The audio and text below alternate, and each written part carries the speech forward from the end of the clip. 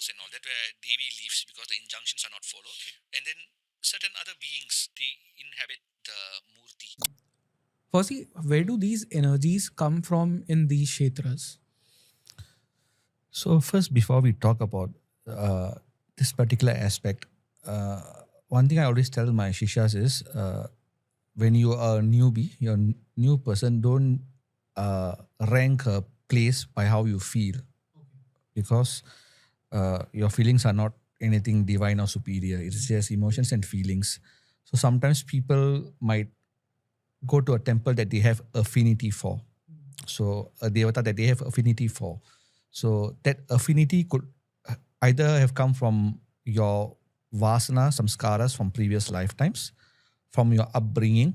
Everybody in Tamil Nadu, even if they don't have Murugan as a Ishta Devata, they will have some sort of feeling for him. Just like anyone in Maharashtra will have that thing for Ganapati, right? And your feelings and emotions are not a good indicator of the power of a kshetra, right?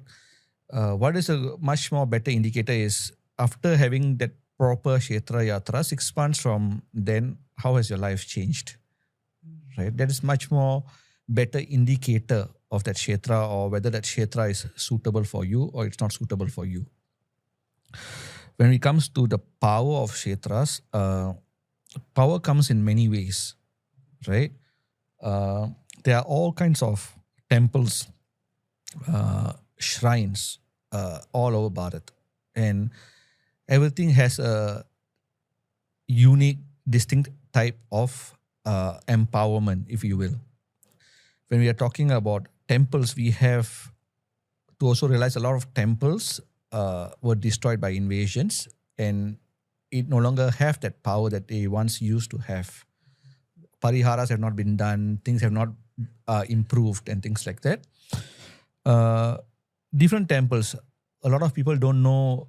A lot of people from the north, east of India and all that, when they go to South India, they marvel at all the South Indian temples, that architecture and structure and the kind of rituals that go on there. But most of them do not know that most of these temples in Tamil Nadu especially, the Shaiva temples, are based on the Agamas, which come from Kashmir, which comes from Kashmiri Shaivism.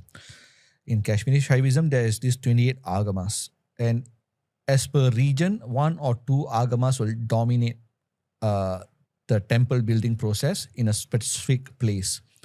In Tamil Nadu, Karana Agama, Kamya Agama are 2 Agamas that most of the Shiva temples are based on. When we talk about Agama temples, Shiva in the Agamic text give to people because they want to worship him in form. So you want to contain him in a specific form, in a rupa, in a temple structure. These are the rules. These are the injunctions. These are the kind of pujas, whether it's you need to do puja 6 times a day. Once every 6 months, you need to bring the Utsava Murti out to the public. So there are specific rules and regulations, even from choosing the land itself. So if you do Graha Pravesha, when we do it in your home, the Pandita will come in and then he will ask that Ashtadik Balakas to be present. Right. And because the Ashtadik Balakas can remove any negative energies in there. Like Indra is associated with one kind of being, let's say like Rakshasas, Yakshas, Nagas. So they will clear these energies. This is even more important in a Agama Kshetra. So they will actually tell the Nagas who are present, okay, we will give you an alternate place to stay. Please leave. We are building a temple. And like Nagas prefer places where there's water. Some other beings prefer places where mountainous areas. So they'll do this by signs or prasanna, where they use that cowrie shells to calculate these things. Okay. So only then they can get Shiva in that limited form as a murti or a Shivalinga to stay there. And then to maintain that Shakti, the Agamas give certain rules and regulations. Every 12 years, there must be a reconsecration, right? What mantras have to be chanted. So it's very, very specific. To have the deity's presence there, Right. this must happen.